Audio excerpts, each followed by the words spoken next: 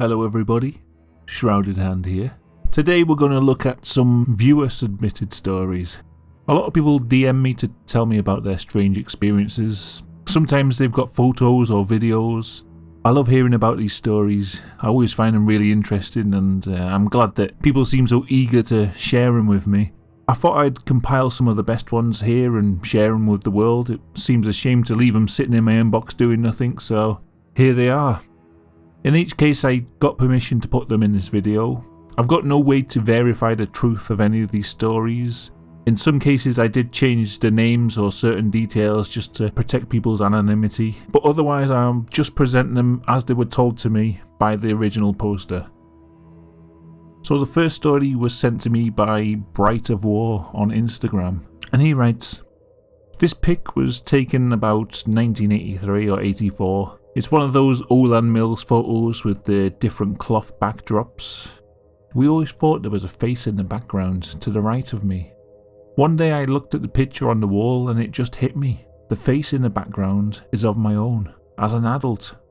We'd never noticed before because we didn't know what I'd look like in my 30s. I shave my head and wear a goatee. It appears the face is the same. Either the eyes are dead or they're closed. The mouth is slightly open. It's my face. I look dead, like a ghost or something. Hard to wrap my head around. The ghost of my dead 30-something self appeared in a pic when I was maybe 4 years old." So I had a hard time seeing the face at first. Bright of War had to help me out, but once he pointed out where it was, I wasn't able to unsee it. It's one of those things where once your eye sort of spots it, you can't stop seeing it. So I'll sort of put an outline over the screen of where the face is. So yeah, it does seem like there is the weird shape of a man's face in the picture, and I have to admit it does actually look like Bright of War as an adult, which is really weird. Imagine seeing a picture of your adult self in a picture that was taken when you were 4 years old. That would freak me out, and I'm sure it does him as well. I don't know what's happening here, whether it's a ghost or some kind of time-based anomaly, or maybe even just a random pattern in the cloth. I'm not sure, but it is kind of freaky, and I'm glad that Bright of War shared it with me. And let me know in the comments what you think about it. I'll overlay the picture here of Bright of War and over the top of the image in the photograph, and you can kind of see how similar they look. Very strange, very interesting, and yeah, thanks Bright of War for sharing that with me. So the next story comes from somebody who wishes to remain anonymous. It was sent to me 2 years ago, which is why it describes events as recent when really they happened in 2017. So here's what he said. "This literally happened last month, so it's still fresh. Well, the whole thing took about a year to unfold, but the creepy part was recent. Admittedly, it's probably more akin to a cautionary tale about dating in the 21st century than anything else, but I thought I'd share it with you nonetheless. I got a divorce last year. My ex-wife and I got married in our late teens, and we were together for over 13 years. Anyway, needless to say, I haven't taken this whole starting over in my 30s thing quite as naturally as I had hoped. Early on, I made various attempts to join the rat race by making profiles on a few dating sites. I failed massively at that, for the most part at least, but I attracted what you might call a very minor cult following. I can only imagine that these women were cut from the same cloth as the types who befriend and eventually marry serial killers in prison. One woman, who went by the handle Ms. Mockingbird, was particularly rabid. For weeks she continuously messaged me trying to get my attention. I wasn't interested, but after a couple of weeks of ignoring her outright, I felt bad one night and decided to at least be cordial and give her the courtesy of a response. I've experienced enough rejection in my life to know how bad it sucks. Unfortunately though, it was a mistake. She immediately flooded me with more and more aggressive messages. She opened up about a number of sensitive issues to try and get sympathy from me. But when she finally told me that her 4-year-old daughter had died on the 4th of July that year, I stopped her. I told her that I couldn't, that I was not in the right kind of mental state to even begin addressing her issues or helping her through them. I told her that I couldn't help her deal with what she had gone through, and I stopped talking to her. I felt awful, but I knew that my crazy ass wasn't fit for handling someone in that state. So, fast forward a year or so, and I come across this on the local news and my heart sinks. I have this sick feeling. I just know it's her, but she had more hair in her pictures on OkCupid. Then they post more stories linking to her social media, and I'm convinced. But this seals the deal. This is her without any question. It gives me the creeps just thinking about it.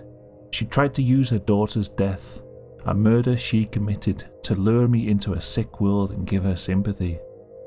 I have no insight into what she was attempting or why, but I'm just glad that I didn't take the bait. It took me a while to look through her Instagram and the news stories, but it does seem to be a genuine case. Her Instagram is mostly pictures of her daughter with the occasional selfie and one picture of a handful of medication that she was taking for her mental health. There's a few comments on the pictures referring to the murder. In 2016, she smothered her daughter to death with a pillow. Then she called the emergency services, claiming to have found her unconscious but not knowing what had happened. It was only later during police questioning that she admitted to murdering her own child. It's believed that she experienced some kind of psychotic episode after going through a divorce, but it seems a lucky escape for the guy she met on OkCupid. I dread to think what would have happened to him if he'd taken her on a date while she was in that state of mind. The next story comes from another viewer who wishes to remain anonymous, but she says I can refer to her as Sarah. She writes, I have 2 security cameras outside, one at the back of the house, one at the front. Don't ask, it's a rough neighbourhood. The cameras record 24/7 and capture anything or anyone coming near the property. I don't usually check the footage though. It's more of a precaution and a deterrent in case anything happens. We had a break-in when I first moved here, but since installing the cameras, all has been quiet, or so I thought. One morning I noticed footprints on the back deck. Now, I'm a single girl living alone. I have girlfriends around sometimes, but no men wearing big size 14 boots, which is what these prints looked like. It was freaky enough, but there was no signs of attempted entry or any footsteps anywhere else, so I decided to check the camera from the night before. I've sent 3 lots of footage. The first video is from the night in question. As you can see, I did have a visitor that night, but he didn't try to get in. For some reason, he's just standing there looking through a window, and that's even more creepy. I wasn't even there at the time. I would have been in bed by then, so he's just standing there staring into an empty kitchen. I couldn't send the whole video because the file would be too big to email, but he stood there for a full 45 minutes, not moving or doing anything at all, just staring through the window. The other 2 videos are from the 2 previous nights. As you can see, he was there for those 2 nights also. He did the same thing each time, just standing there looking through the window for about half an hour or more. The scariest part is, I don't know how long he'd been doing this. The cameras only record a few days before they run out of memory and then overwrite themselves. For all I know, he could have been out there for weeks. He was never seen on the front camera, so I think he was entering our yard over the back fence. Needless to say, I went to the police. They sent a patrol car round a few times a night for a couple of weeks afterwards to try and catch him, but he never turned up after that. I still check the camera every morning, but I haven't seen him again. I still feel unsafe in my home, and I have a hard time sleeping at night. I wish I could afford a dog or something to keep me company. So I haven't really got much to say about this footage other than it speaks for itself. I think the idea of just someone standing there and looking through your window would creep anyone out, and I can't imagine living alone in a house after seeing this.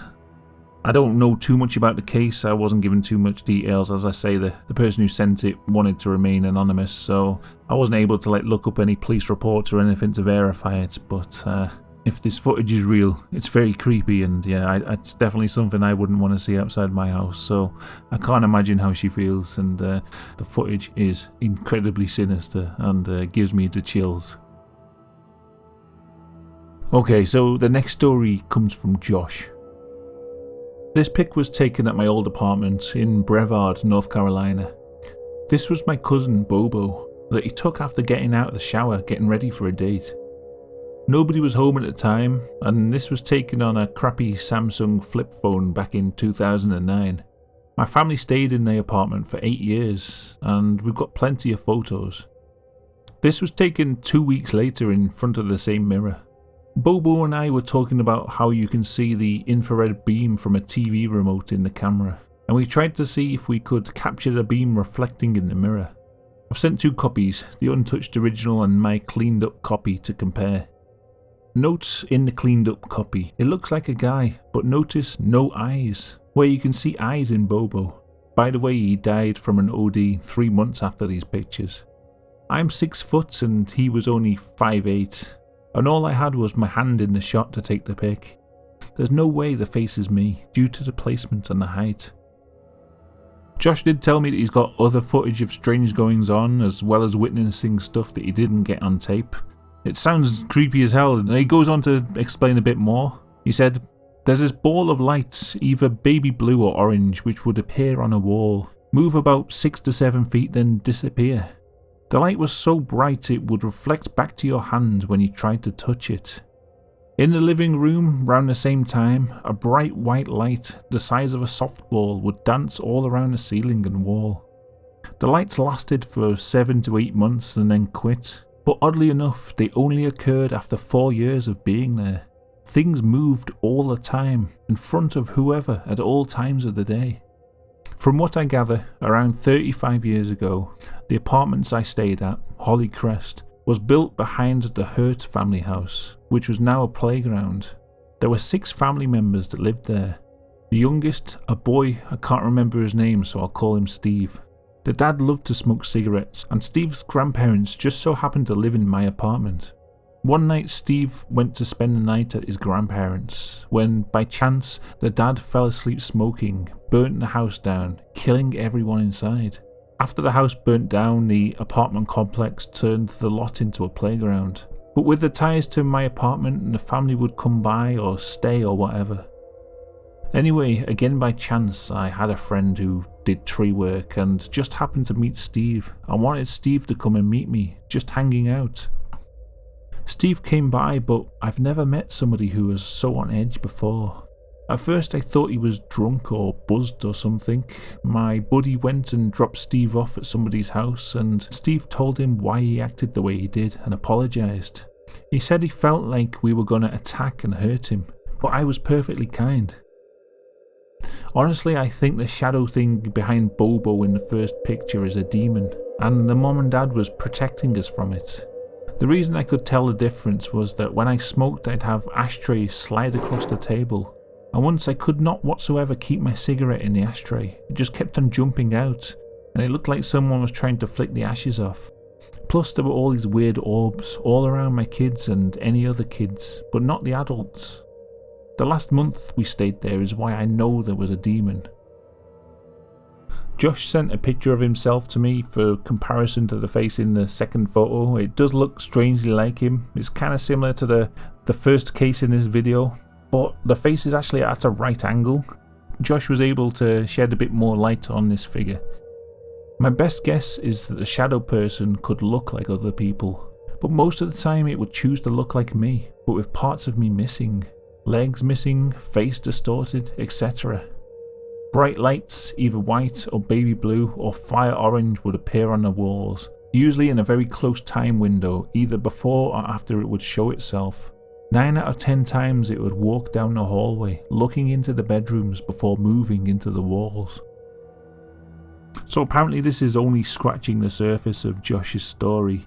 He seems to have a lot more to tell, and I think there's too much to put into this one video alone. I just wanted to share these strange pictures that he sent me, but it might be interested to revisit the case in a longer video in the future. If anyone's interested, just let me know in the comments. I could try and set something like that up. The next story was actually sent to me by my cousin. He sent me a voice message on Facebook one night, and I saved it to my computer because I found it pretty interesting. He grew up in the same part of Wales as me, so that's why we both have this weird accent that sounds slightly Scouse. He's one of the hosts on a gaming podcast called Special Moves, so if his voice sounds familiar to you, that's probably where you've heard him before. Anyway, this is Jake's story in his own words. Hello. Jake here. Just leaving you a little voice message, because I've got something to tell you, and I can't really portray it quickly over words. It'll be quicker to do it with my voice. I've just been watching your 20,000, subscriber special, and you were answering a question about paranormal things that happened to you, and you said when you was younger, Uncle Jeff came in or whatever, and I need to tell you, something almost identical happened to me not too long ago. I must have been about 16, right? I'll send it you in a separate message, right? But it's just because I don't know if there's like a cut-off period or something. But yeah, listen up, right? I'll tell you now. So I used to have this little small laptop, and it was only like a little 20 gig laptop, and I used to stay up late on it all night. I used to have one headphone in, just in case anyone ever needed me or whatever, and I used to, play MMORPGs or whatever, like Tibia, this little crappy one, because my computer wasn't very good. Anyway, one night, my door was on the far end of the room, and my mum comes in and she says, "Jake, listen to this," right? Or she said, "Jake, come here." I can't remember what she said, but she said, "Jake, something. It was my mum. So I was like, okay. And so I took my headphone out, because I only had one in, and then I heard her go into the bathroom. So I went into the bathroom, the light was off, but this didn't seem weird. So the back of our house in Halliwell, not the Meadowbank one, but our later house, there was lots of flats on the back of the house. And my mum, my mum, she's nosy, right? So she always stays up late, looking out the window. If there's ever an argument on the street, she always knows. And sometimes if it's particularly juicy, she'll wake me in my sister. Anyway, so I get into the bathroom, and the light's off, and it's because she's looking at whoever, right? Also, I think. But she's not in there. So then I go into my mum and dad's room. I go into my sister's room first, because it's next to the bathroom. So I go in, someone's asleep. So then I go into my mum and dad's room, and I just say, what does she want? She says, "What do you mean?" But I swear, because obviously I was in the dark, but the laptop was on, so my light was kind of, my eyes hadn't quite adjusted to the light. I could see it just cut me off. But yeah, I could see somebody who, to me, it didn't seem scary or weird or anything. She said, I could hear Jake, because that's what got my attention. I couldn't really hear the door open, and it was only open a little bit. But I took my headphone off, and I could hear the footsteps into the bathroom, like normal, totally normal. And what's so weird is how my body went from it being totally normal to when I spoke to my mum, and she was asleep, and I'd clearly woken her up, from things going from like 1 to terrified in a matter of seconds. And I was like, I go into bed, and I couldn't stop thinking about it. And I moved my bed around, because I didn't like looking at the door sort of thing, so I had my back on the same wall as the door, so I didn't have to look anymore. But yeah, I don't know, it could just be a coincidence, but an extremely similar thing. And yeah, that happened at about, 2 in the morning or something like that, I guess. So he did refer to something I'd put in one of my old videos where I was talking about an experience that I had when I was a kid. When I was very young, I was sat in the front room of my house, and my dad walked in from outside, walked down the hallway and into this room at the back of the house and slammed the door behind him. And I followed in afterwards because I wanted to speak to my dad. Opened the door, went into the room, and there was nobody in this room. It was completely empty. So I was pretty confused, and I walked around the house, walked into my parents' bedroom, and my dad was in there, and he'd been in there the whole time. It wasn't him who'd walked down the hall, so I don't know who I saw, but yeah, it's got eerie similarities to Jake's story, and I hadn't told him about that before he'd watched my video, so I find that kind of interesting. And I don't know what you would call it, some kind of familial doppelganger that mimics people's parents. I don't know, I'm not sure, very odd, but I found the story interesting, and I'm glad that I saved it to my computer. So anyway, that's all the stories I've got for today. I'm sure there'll be many more in the future, as people seem pretty eager to share their experiences, and I'm always happy to hear about them. So thanks to everyone who submitted their stories and who gave me permission to use them. It's much appreciated. It helps give me some content to make videos about, and I hope people enjoyed hearing about them. If you did enjoy the video, give it a thumbs up and subscribe if you're not already. If you want to help support the channel, check out the merch link in the description. Okay, until next time, goodbye.